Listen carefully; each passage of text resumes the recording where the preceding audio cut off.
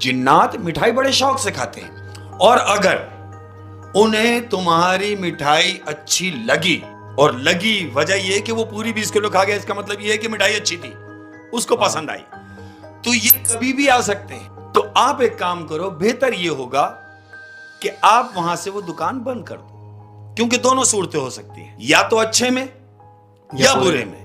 तो अब हमारे साथ जरूरी ये नहीं था कि अच्छा ही हो जाए, हाँ, और खुदा ना खास्ता बुरा होता तो बहुत बुरा होता। लेकिन आप एक ये भी बात देखें ना कि उस जिन ने कोई नुकसान नहीं पहुंचाया, कुछ नहीं पहुंचा। इसका मतलब वो अच्छे जिन्नात भी होते हैं और बुरे भी ये होते हैं। हम कैसे कह सकते हैं? उसकी वजह ये कि वो तो अकेला आया और खा के चला गया।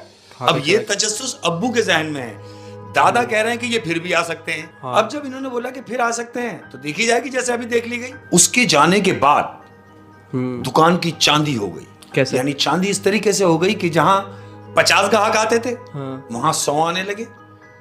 जहां 5 मन बनती थी, वहां 10 मन बनने लगी।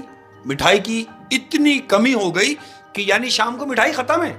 लेकिन आप बता रहे हैं कि वहां पे जंगल था। जंगल था। अब देखें कितनी मजे की बात है कि वो था जंगल, लेकिन उस जंगल में से मगरिब से पहले छोटे छोटे बच्चे, तकरीबन 15 से 20 छोटे छोटे बच्चे, वो मिठाई लेने आ रहे हैं जंगल से, और मिठाई लेके जंगल की तरफ जा रहे हैं।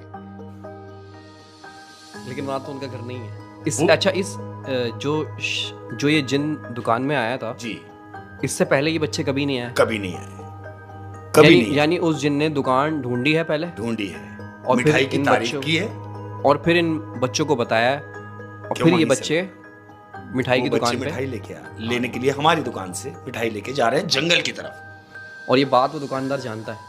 ये दुकानदार यानी अब्बू को इस बात का इल्म हो गया था कि ये जिन्नात है। वो इल्म ऐसे हुआ कि उस जंगल की तरफ तो कोई घर ही नहीं है, घर ही नहीं है, बच्चे वहीं जा रहे हैं। मगरिब के बाद कोई नहीं आ रहा। मगरिब के बाद कोई नहीं आ रहा, मगरिब के पहले पहले मिठाई खत्म हो जा रही है दुकान पर, यानी इस हद तक हो गया कि मिठाई खत्म हो चुकी है। वो पैसे दे के जा रहे हैं। वो पैसे दे के जा रहे हैं, जितनी मिठाई ले रहे हैं उतने पैसे दे रहे हैं। अब्बू ने ये सोचा कि ये जंगल की तरफ जा रहे हैं, वहां आबादी नहीं है, ये यकीनन जिन्नात के बच्चे हैं, ये भी कंफर्म हो गया। अब्बू ने फिर दादा से जिक्र किया कि ये देखें वहां से छोटे छोटे बच्चे आ रहे हैं।